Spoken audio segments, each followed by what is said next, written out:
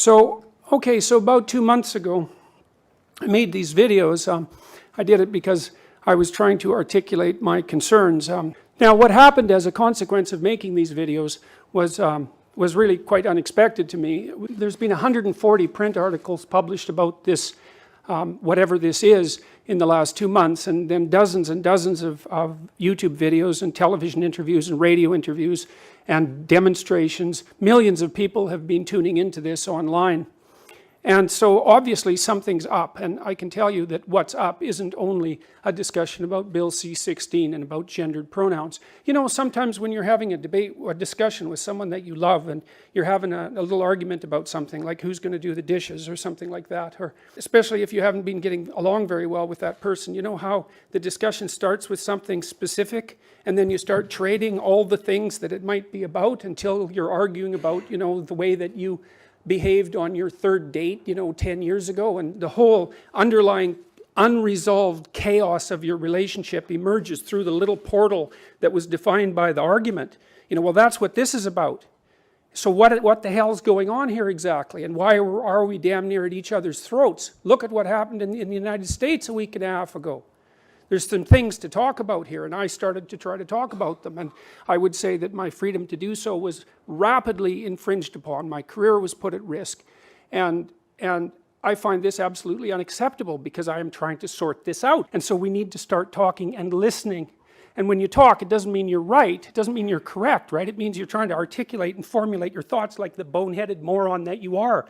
And you're going to stumble around idiotically because what the hell do you know? You're full of biases and you're ignorant and you can't speak very well and you're over emotional, and you know, you've got just problems that you can hardly even imagine that are interfering with your ability to state something clear. And so what you do is you do your best to say what you mean, and then you listen to other people tell you why you're a blithering idiot, and hopefully you can correct yourself to some degree as a consequence of listening to them. And you see, that's what free speech is about. It isn't just that people can organize themselves and their societies by thinking. You can't do that because there's only one of you. What you have to do is you have to articulate your thoughts in a public forum so that other people can attack you, and hopefully in a corrective manner. And then you want to, you know, step back a little bit and think, okay, well, you know, I was a little arrogant there and I was a little over emotional there and I didn't get that quite right, and maybe I'm outright biased on that front. And you want to correct what you say, because then you correct how you are, and then you correct how you act in life, and then you correct your society.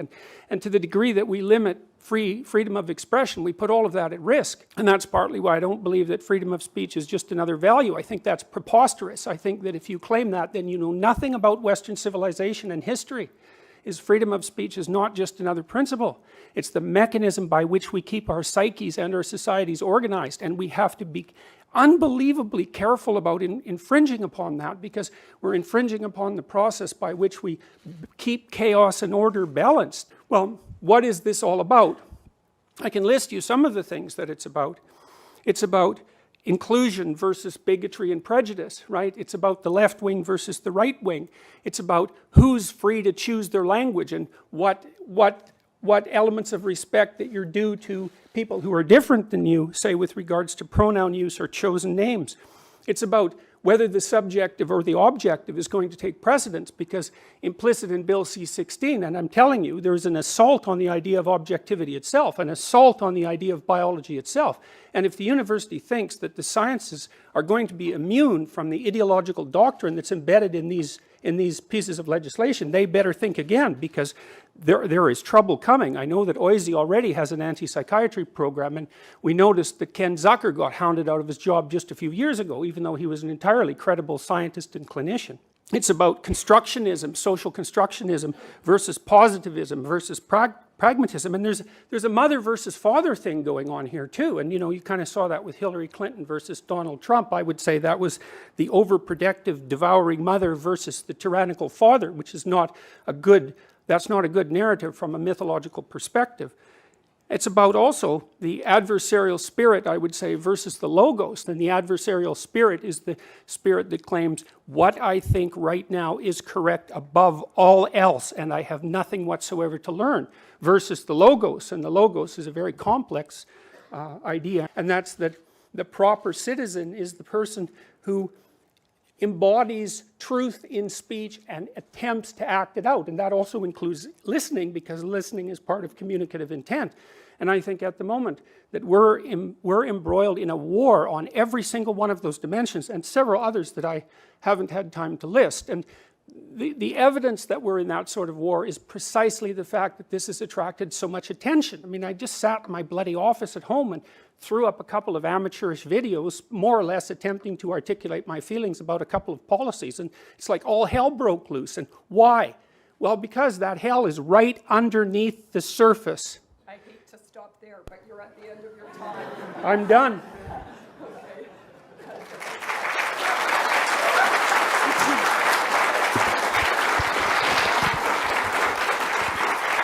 There have been some profound misunderstandings circulating about the law, and I'm here today as a lawyer, as a law professor, as a civil libertarian, as an expert in equality rights and freedom of expression to try to correct those misunderstandings.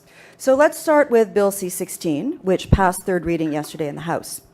It's the proposed federal legislation that does three things. First, it adds gender identity and expression to the Canadian Human Rights Code. Ontario has had these since 2002. The federal government here is simply playing catch-up. There is absolutely nothing unprecedented in this. Number two, Bill C-16 adds gender identity and gender expression to provisions in the criminal code that define an identifiable group for the purposes of advocating genocide, the public incitement of hatred, and the willful promotion of hatred. The Supreme Court of Canada has said there's a very clear definition. The threshold is violence. In fact, there has to be personal violence. It is an extremely high threshold. The court has said over and over again, and I quote, it is, quote, the unusually strong and deep felt emotions of vilification and detestation. The court has said it is not disdain, it is not dislike, it is not offense. Plus, something that's often lost, hate speech criminal charges cannot be laid without the approval of the Attorney General. Third, Bill C-16 adds gender identity and expression to the provisions of the criminal code that deal with sentencing for hate crimes. So now, evidence of hatred on the basis of gender identity and expression could be taken into account. This has no impact on pronouns, unless, of course, an accused was misusing pronouns while assaulting, sexually assaulting, or murdering someone. Now let's look at the Ontario Human Rights Code. It's not constitutional law, which limits government action. It's not criminal law, where the state prosecutes individuals and sends them to jail. It's a type of civil law where private individuals can sue one another. And the remedy is generally damages. Since 2012, the Ontario Human Rights Code has prohibited discrimination and harassment on the basis of gender identity and expression. It prevents discrimination and harassment against trans and gender non-binary individuals in employment, housing, and services. So what does this require in relation to pronouns? According to the Ontario Human Rights Commission's policy, section 7.4, it specifically said that refusing to refer to a person by their self-identified name or proper pronoun could constitute gender-based harassment. Refusing to refer to a trans person by their chosen name and a personal pronoun that matches their gender identity or purposely misgendering will likely be discrimination when it takes place in a social arena covered by the code, including employment, housing, services like education. What about gender-neutral pronouns? Well, the Commission has said the Ontario Human Rights Code does not require any particular gender-neutral pronoun. If in doubt, ask the person how they wish to be addressed. Use they if you don't know, or simply use their chosen name. Is this the first time that a law has decided what we must say as opposed to what we cannot say? No, not at all, not even close. It's not uncommon for the law to require expression. Bilingual labeling requirements on food packaging, health warnings on cigarette packages, the oath of allegiance to the Queen that must be sworn at citizenship ceremonies. Does the requirement to not misgender the pronouns violate freedom of expression under Section 2B of the Canadian Charter of Rights and Freedoms? Probably it does. The Supreme Court of Canada says any restriction on speech is a prima facie violation of Section 2B. There's this whole other section in the Charter called Section 1, which says that all rights and freedoms are subject to reasonable limits as are demonstrably justifiable in a free and democratic society. why it all matters is because people matter. And I worry that we've moved into a place now, a kind of not only a post-truth politics, but a kind of post-empathy politics. How bloody hard is it to simply treat these people with respect and dignity? Because all this is about, all human rights are about, is respect and dignity. And if you could throw in a little kindness on the top, that would be even better.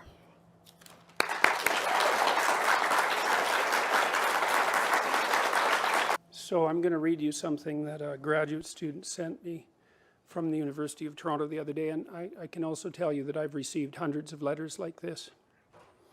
Today, I had a tutorial at the University of Toronto where I talked about Jordan Peterson and issues of personal identity, legally sanctioned identity categories, etc. I brought up a video of a tall white man in his 30s who asked students at a university how they'd react if he told them he identified as a woman, as black, as short, and as 5 years old. Spoiler alert. Students in the video resist some of the later categories a bit, but are mostly accepting. Still, students were not engaging in discussion. I asked them why. One said it was because she was worried to share her opinion for fear of being singled out or saying something offensive. I asked who else was not speaking for that reason. The whole class put their hands up. No participation. Why? They weren't uninterested. They were afraid to speak their minds. The PC police are in your heads. You just heard a lawyer's opinion. I have many lawyers' opinions, by the way. I'll start with lawyer one, who was the counsel to several prime ministers. He talked to me about the Human Rights Tribunal because I went and saw him 2 weeks after this all started. Human Rights Tribunal is a kangaroo court, in my opinion, and it should be abolished as fast as possible. It's one of the many institutions in Canada that pose a threat to your freedom that is of almost unimaginable proportions. Here's what this top lawyer told me. If I'm taken in front of the Human Rights Tribunal, it will cost me $250,000. I will pay the legal costs for my opponents, and I will lose. He said, go back to your safe little life and shut your mouth. Second lawyer told me, my critique of the Ontario Human Rights Commission is spot on. And absent the Charter of Rights and Freedoms, which has these contradictions built into it that you just heard described, much of what I was saying was illegal and has been illegal since 2012. Lawyer 3 told me that if I breached a tribunal order, so imagine I was taken in front of the Human Rights Tribunal and I was fined and then I refused to pay the fine, which I've stated that I would do. That equals contempt of court, which inevitably means jail until the contempt is purged. The social justice tribunals and the SJWs, social justice warriors who staff them, have a rogue nature. They can search your house without a warrant. They can use secret hearings. There are no rules of evidence, and the judges are unaccountable.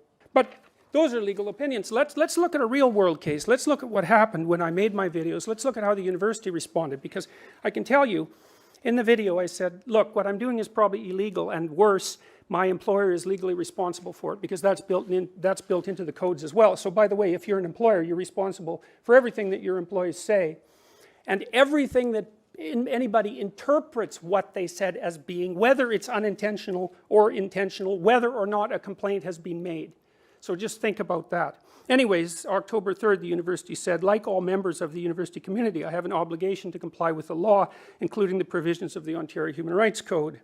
Their policy with regards to workplace harassment, which the university implied that I was engaging in a course of vexatious comment or conduct, where the course of comment or conduct is known, or ought reasonably be known, to be unwelcome. So what happened essentially was the university reviewed what I had done, and then they reviewed the policies as laid out on the Ontario Human Rights Commission website. The university reviewed my videos and they decided that what I said was true. They decided that the video I made was probably illegal and that they were responsible for it. And so in an attempt to distance themselves from me, under counsel from their legal people, and believe me, the university has good legal people, they sent me a warning. And this is what happens if you want to discipline a recalcitrant employee, essentially, so that you don't have to bear legal responsibility for their acts. And after the third warning, you can take further steps.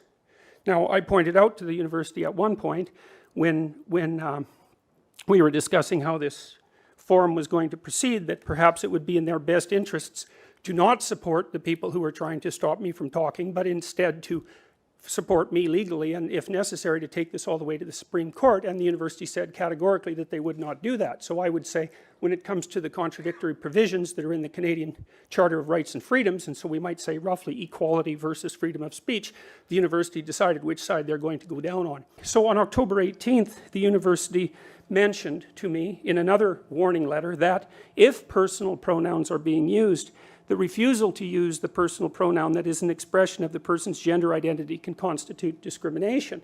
So now, you see what's happened is that I haven't refused to use someone's gender-neutral pronouns. I said that I would refuse. So it's not even the refusal itself that's producing the letters. It's my declared intent to engage in the refusal. And as far as I was concerned, what I was essentially doing was criticizing a piece of legislation that had not yet been passed. But the university's legal department decided that all that was sufficient for them to distance themselves from me and to engage in disciplinary activity. So, and then with regards to these human rights tribunals where all of this stuff would be sorted out, it's like those places destroy your reputation and destroy you financially. And can they put you in jail? Well, it's a complicated argument in some sense, but I can tell you that if you refuse to pay the fines, that's the next step. The federal people have indicated that these policies will be interpreted in accordance with the Ontario Human Rights Commission's policies online. And so you guys should go read those, because those are not fun. And I would say that they pose an incredible threat to your liberty. And it's all done under the guise of compassion. People who keep pushing that on you are making a massive mistake. And they're infantilizing you. And they're terrifying people in the university community, as you can tell by the letter that I just read. And I've received dozens of letters like that. People are afraid to say anything because they're going to get targeted. And if you wonder or not if that's true, then just think about what happened to me. And ask yourself if it's true. Good enough. Thank you.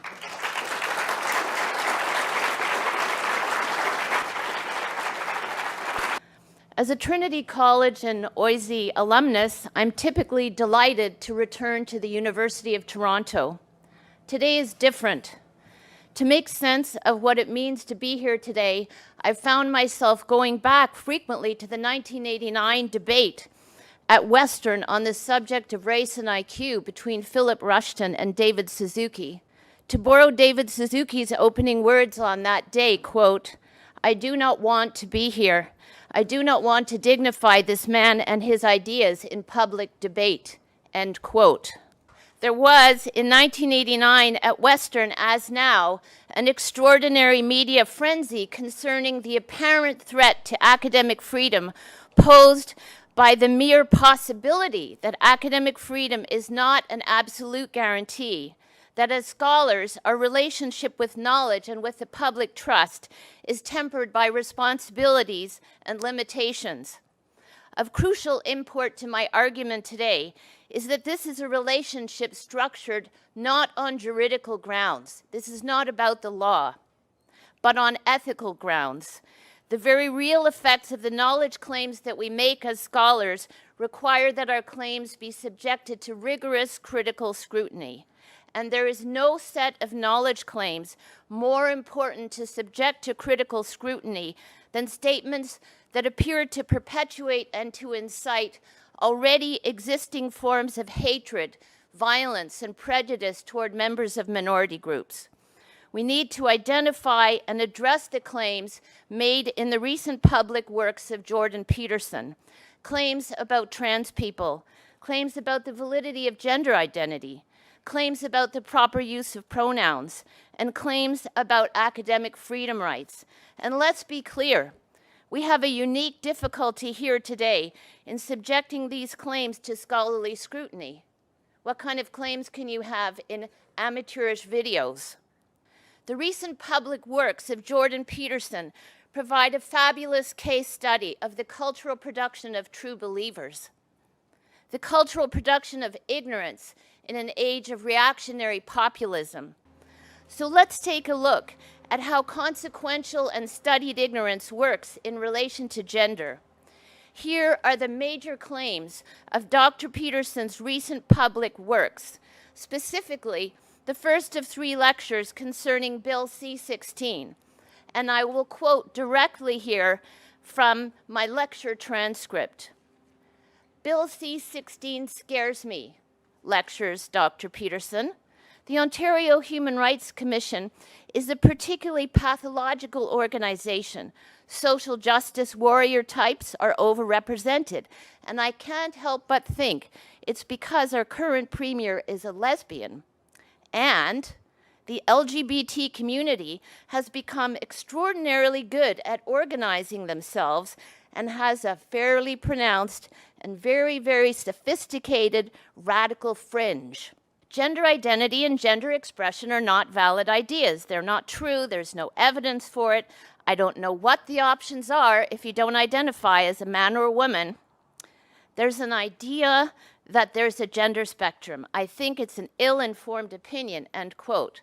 Rather than to address himself to the scientific evidence concerning gender identity and expression, and by adopting rhetorical strategies more common to BreitbartNews.com than a university professor's lecture, Dr. Peterson goes on to discredit the very constructs on political grounds instead of on grounds provided by scholarly evidence, that these constructs are, in no particular order, leftist, radical, and politically correct. On the subject of pronouns and gender expression, Dr. Peterson is emphatic that, quote, I don't recognize another person's right to determine what pronouns I use to address them. I won't do it. For the vast majority of people, he goes on to say, gender identity and sexual orientation, and I guess he means sex, are the same thing, end quote.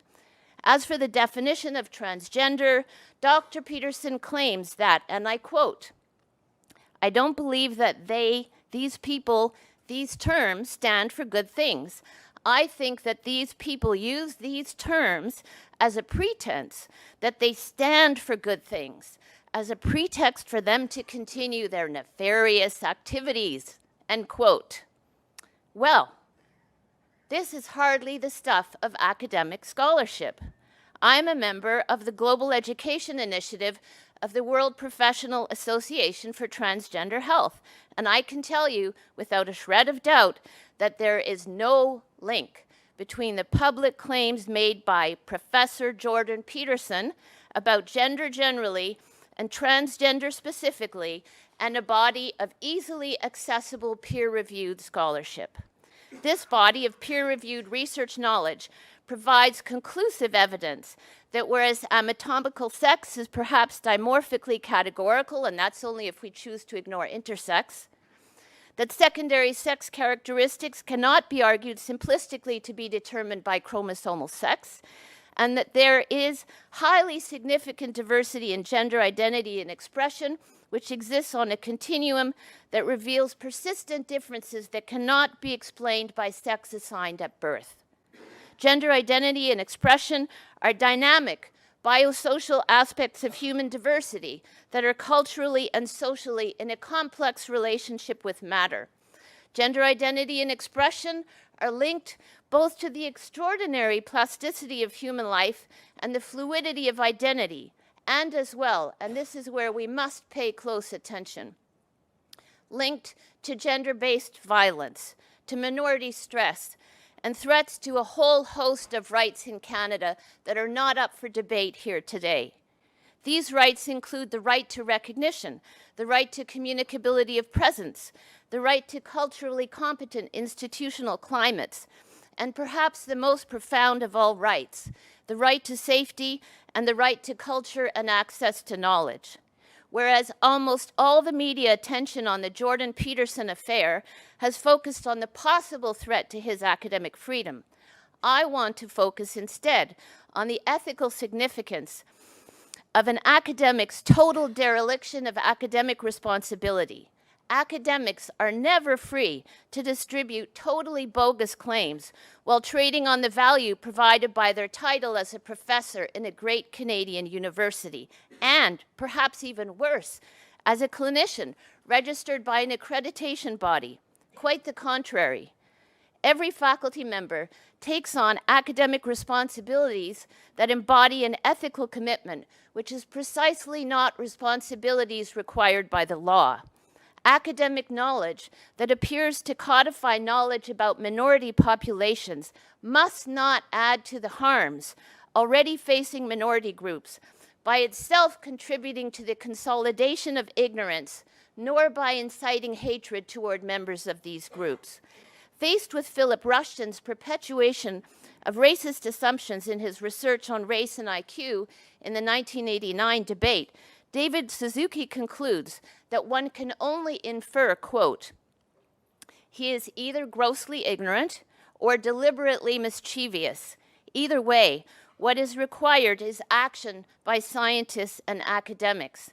His claims must be denounced. This is not science," end quote. Surely, the deliberate production of ignorance concerning a precarious minority group constitutes evidence of the most unethical abnegation of the responsibility of academics to contribute to human well-being, collective intelligence, flourishing, and the survival of planetary life. The institution of the public university cannot and must not sanction ignorance. And most emphatically, we must denounce the deliberate cultural production of ignorance. We can and we must do better. And we must do better, not because it is prescribed by the law, but because we have an ethical commitment to contribute to the advancement of knowledge in a democratic society. Thank you.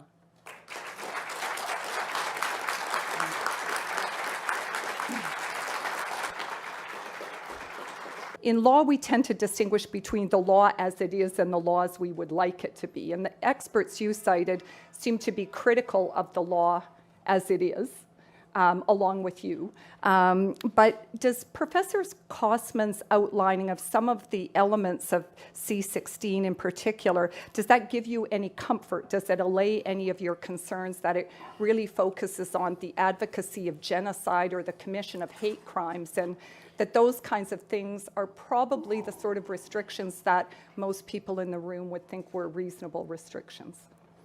No, it doesn't give me any comfort. And the reason it doesn't give me any comfort is because, as far as I'm concerned, what this is actually about has already played itself out in my case, and I already explained that to you. I would say a legal doctrine is something like a virus, and it has a life.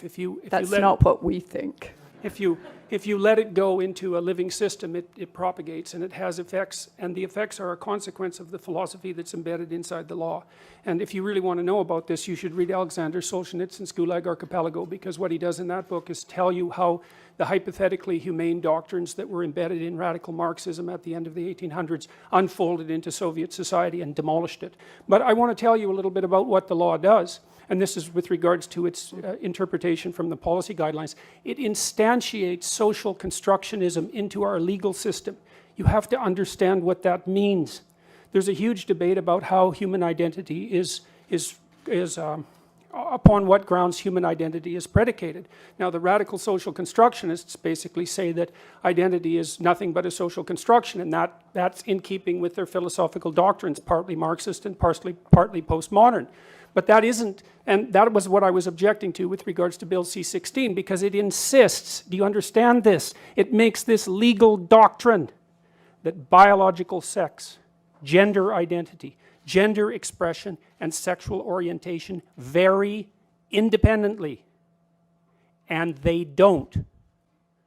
Now, the reason they don't is because 98% of people, it's 99.7% of people, by the way, at least with regards to the most credible statistics, have a gender identity that's essentially identical with their biological sex.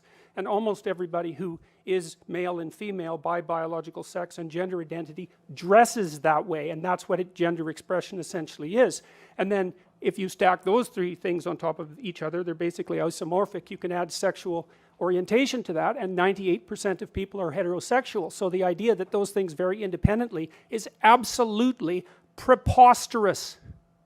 But it's written into the law, and that has terrible consequences. You see, I don't know, for example, now, to what degree any discussion in universities of the biological differences between men and women are legal. And you think, oh, well, that's an exaggeration. It's like, well, I debated Nicholas Matt, I believe that was his name, a professor at the University of Toronto on TVO's The Agenda, and he said right out for everyone to hear that the scientific consensus is that there's no biological differences between men and women. And I've received letters from people who've told me that now the social justice activist types are complaining about the fact that the biologists assign biological sex to animals because it's only a social construct that we're projecting onto their being. And you know, we just heard that the chromosomal level of analysis is complex. It's not that complex. What we have is a bimodal distribution with a tiny number of exceptions, and that, by the way, is not a spectrum. I think you were just starting at the end of your discussion in your answer to the last question to talk a little bit about some of the points that Professor Bryson made about your picture of gender and the relationship between sex and gender and some of those issues. And you know, she lays out some of the science and some of the actual scientific findings around those issues. And I wonder, when you take a look at some of that research, how does it affect your thinking on some of these questions about, in particular, what some people think of as perhaps a rather simplified picture of sex and gender? Okay. One of the things it builds in, for example, is the claim that identity is only subjectively defined, and that's built right in. It says that your identity is whatever you think it is. Well, let me tell you, as a practicing psychologist, that's absolute rubbish. Your identity, look, when children are 2 years old, that's what they think. They think that their subjective reality is everything, and what you do is you socialize them between the ages of 2 and 4 to adopt an identity that's part of a cultural negotiation. It's like your identity is part of a cultural negotiation. It's partly the game you play and partly the game that I play with you, and I have to be a voluntary participant in that.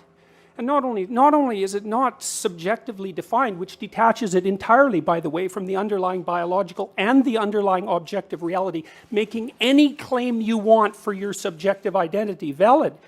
The other thing it does, it completely obliviates the idea that identity is actually a pragmatic entity, for God's sake. It's like if you're a lawyer or a father or a mother, like an identity that has some solidity to it. Your identity is also a vehicle within which you travel through life, right? It's a set of tools, a set of pragmatic tools that you use to interact with the social and the natural world. It's not only your subjective whim. The idea of gender identity, which is only defined subjectively in the relevant law, has been studied intensively by personality psychologists such as myself. In fact, my lab has done some of the, I wouldn't say the most fundamental research on it, but you know, we're in the ballpark. Here's a little story. Okay, so the differences between personality between men and women are basically what constitutes gender identity insofar as it's not merely subjective. And one of the things that's happened is that as the Scandinavian countries have equalized their political and sociological landscape, the differences in identity between men and women have got larger, not smaller. Do you understand that? That's a refutation of the social constructionist claim.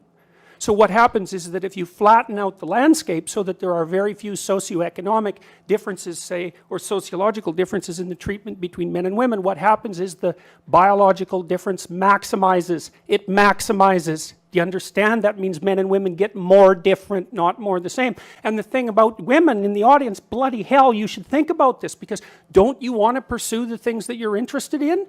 And if you pursue the things that you're interested in, because you're interested in different things than men, I'm telling you. And if you look at the interest variation, this has been established technically. If you look at the interest variation, there's almost no overlap between men and women if you sum up the differences in interest and temperament. Okay?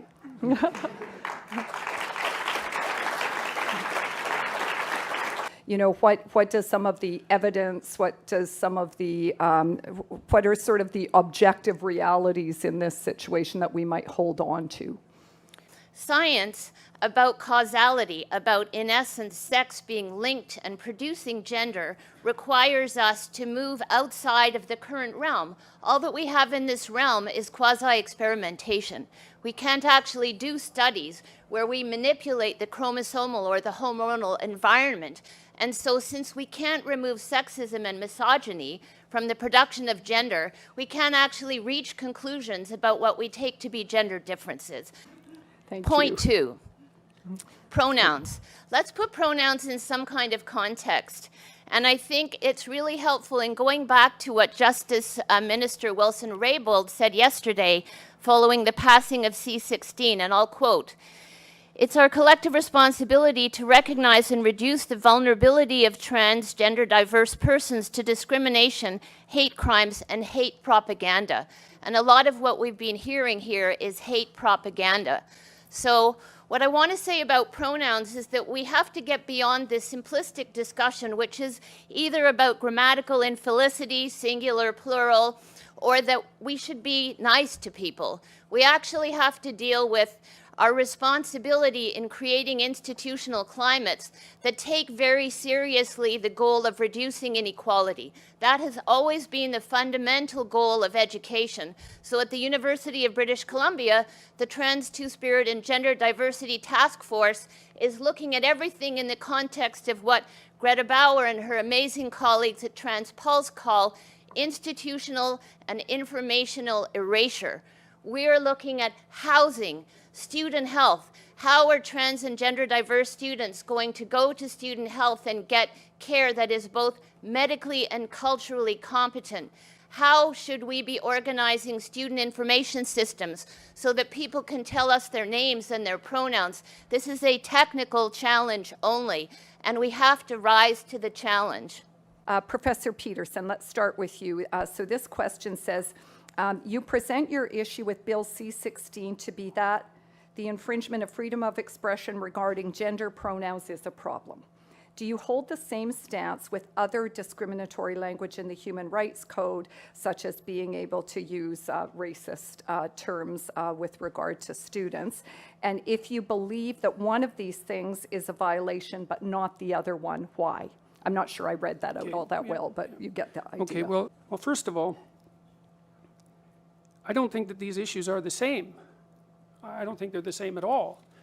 I mean, I've been thinking about the pronoun thing, you know, because one of the things that people, it put me back on my heels for a while, because the claim was basically, well, it's something like, why doesn't the mean professor just play nice and respect people by using their pronouns? And it took me like 3 weeks to unpack that, because who gets questioned about pronoun use? I don't know why the hell I use the pronouns I use. I use them because they're part of the language. I use he and she because that's what everyone uses.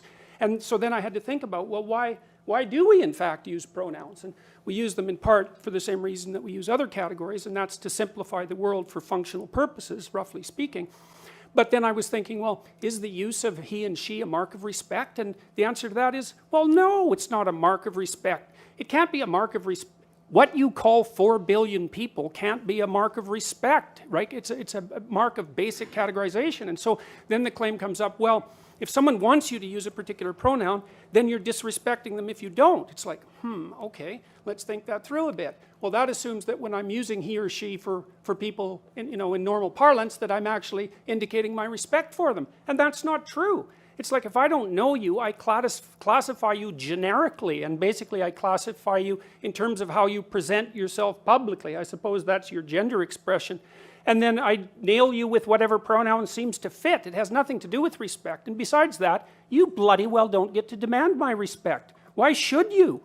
You know, I mean, it's not like I respect everyone. That's a foolish thing to do. You respect people who are respectable. You know, you make value distinctions between people, and that doesn't mean you illegally discriminate against them. Those aren't the same thing. But I'm all for value judgments. So don't tell me that I'm not respecting people when I don't use their gendered pronouns. And the other thing is, I don't buy this whole idea that the people who are putting this legislation forward are valid representatives of the trans community. That's what they say they are. We have mechanisms for deciding whether someone's a valid representative of a community, and that generally involves democratic voting. I've received at least 20 letters from transsexual people who are on my side, and by the way, 0 from others, believe it or not, who are perfectly happy with the idea of gendered pronouns. It's just they want to be the other one. Now, you can have a discussion about that, and there's lots of things to be said about it, but the idea that this community that's coming out and demanding these rights is somehow representative of this homogenous oppressed minority, I think is rubbish. For this question, I'm going to ask both Professor Kosman and Professor Bryson to comment on it. So one of the objectives of the transgender and queer rights movement is to enter into public conscience in a way. And this person asks, this can only occur through public conversation. Do you worry that it may not be possible to have thoughtful discussion if there is government restriction about this kind of speech? And do you worry that it would skew discussion in one direction or another? So perhaps Professor Kossman first, and then Professor Bryson. I think that there is an important way to have public discussions around a whole range of issues. I would welcome a discussion on the role of hate speech provisions. I would welcome a discussion around the role of hate speech and its desirability, about whether the Supreme Court of Canada is right or not right in upholding its constitutionality. But I would like to have that debate with someone who is knowledgeable about the law.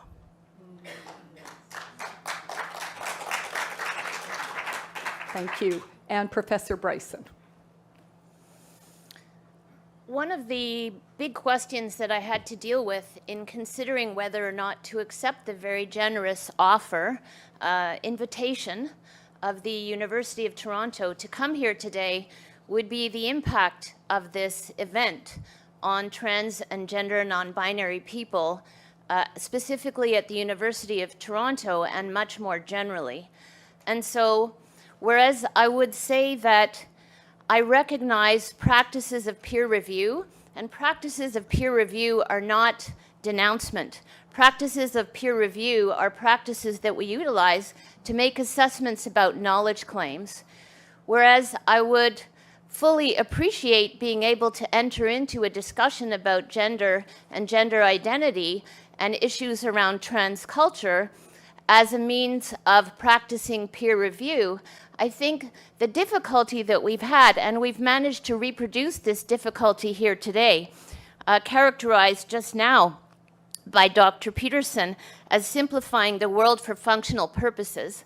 Simplifying the world for functional purposes is not what I recognize to be academic practice. This is not how we relate to knowledge. And so I think that there's a concern when we don't subject claims that are being made as knowledge claims by people who carry titles at great Canadian universities, when we don't treat those knowledge claims in the same way that we would in any other field. And when they're knowledge claims made about members of minority groups, embattled, vulnerable, marginalized members of minority groups, then I think that we all need to be very concerned about how it is that we're changing what we think we do in the university, which is supposed to be about the advancement of knowledge and excellence. Thank you. Is Professor Peterson, as a clinical psychologist, refusing to acknowledge how damaging it could potentially be to an individual to disregard their identity? It's a very difficult question to even engage with because I don't understand it. It makes things so simple that you can't discuss them properly. All I do in my clinical practice, and I have about 20,000 hours of experience in my clinical practice, and I've dealt with all sorts of people, far more variation in people than the typical person ever encounters, and I think I've done it at least reasonably, competently. All my discussions with people in my clinical practice are about their identity, given the definition of identity that I brought forth, how they feel about themselves, how they conceptualize themselves, because those are two different things, how that plays out in their interactions with other people, and what the functional significance of that is. And I'm going to say forthrightly, well, two things. One is that I don't believe that any of my clients have had cause to worry about my interpretation of their identity, because what I do in my practice is help them discover what that is. I'm seriously not interested in imposing any ideas of identity onto someone, because I can't do that. I don't know what the right vehicle is for you to travel through life. What I can help you do is articulate your concerns. I can ask you questions where I see contradictions in your self-articulation. I can help you make plans for the future. And I've helped thousands and thousands and thousands of people, by the way, make plans for the future with the stuff that I do online. And so I'm helping people build a genuine identity. Well, and that's what I do. So that's the answer to that question, and I think I do it well. I mean, in the stuff we've done from a research perspective with the Future Authoring Program, which I offered to people free a week and a half ago to help them catalyze their identities, we've helped 5,000 university students increase their grade point average 20% and decrease their dropout by the same. And the biggest effect has been with men and and non-Western ethnic minority students who've accelerated their performance up beyond the range of the normal for the dominant culture. A pure psychological intervention, I might say, and not a sociological intervention. So I'm perfectly willing to stack my record on identity formulation up against anyone's. And I should also point out that I think where I'm most vulnerable in this entire debate, and I expect this will happen, I know there's already been noise about it on the Ontario Psychological Association website, I think they'll probably come after my clinical license. So that'd be my guess. So I think we might be straying a little away from Yeah, the question now, so just thank you. no, we're not, because that question involved my clinical practice. I'm not straying a bit. That involved my clinical practice, and there was a reason that the question was posed. So I'm not straying. Thank you. Why do you feel that someone's personal gender identity and pronouns infringes your free speech? Can one not also argue, based on your interpretation, that professors can use racial slurs in their classroom and that the inability to do so would violate their freedom of speech? Well, that's pretty much the same question, I think. I think that we're crossing a dangerous line, and the line is the requirement that's being put upon people by government agencies with the full force of the law behind them to decide what language categories you're going to use. When I opened this debate, this forum, I tried to explain what this is about, and I couldn't explain everything that it's about because it's about too many things. But one of the things it's about is ideology and the distinction between the left and the right. And let's say, now, I truly believe that these made-up pronouns, of which there are many, dozens in fact, and there's no consensus on them. I was just going to ask if you could go back to the point about the analogy between the racial slur and the I don't think there's any use. analogy at all. But I that's think what the difference people wanna between, hear you I'm on. talking about compelled speech. There's a difference between saying that there's something you can't say and saying that there are things that you have to say.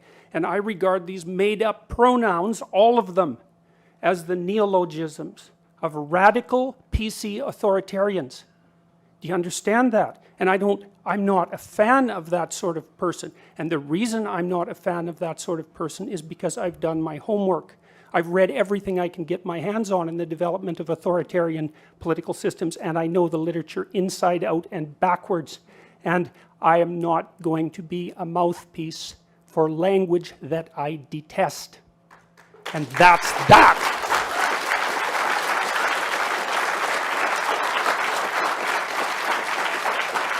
But from your perspective as someone who's also had a senior leadership role, as well as being an expert in the area, do you have any thoughts or guidance about what universities can do to ensure that we're moving things forward in a helpful, inclusive way? Let's talk about apologies. So this week we heard from Justin Trudeau's government about the apology that will be made to LGBTQ Canadians concerning the extraordinarily violent impacts of discriminatory activities that were also research activities happening at Canadian universities and elsewhere to locate and to fire LGBT Canadians from the public service and from the RCMP. And let's pay attention to some of the details of that situation. You can Google the fruit machine, an incredibly bogus apparatus that was created, let's say not coincidentally, by a psychologist at Carleton University, Dr. Wake, who was the chair of the psychology department, intended only to identify supposed homosexuals who then would be fired from government service and from the RCMP. If we fast forward to the fairly recent past, we could look at CAMH making an apology for the incredibly damaging work carried out by Zucker in his bogus conversion therapy based entirely on these ideas about sex-producing gender constancy, which then in the case of gender-diverse young people could be cured by means of conversion therapy. CAMH had to apologize to the Canadian public and to Ontarians for the harms carried out by Dr. Zucker. And so I think that we might need to think about two things at the University of Toronto. And one would be an apology for any damages to the right to safety and the right to humanity on the part of trans and gender diverse people at the university and in the great city of Toronto more generally. And then, of course, the University of Toronto also, and perhaps it already is, and I'm sure you know more about this than I do, could implement the kind of wide-ranging program to think very carefully about how in an intelligent way to accommodate gender diversity and trans people in this wonderful, great Canadian university that is the University of Toronto. Thank you.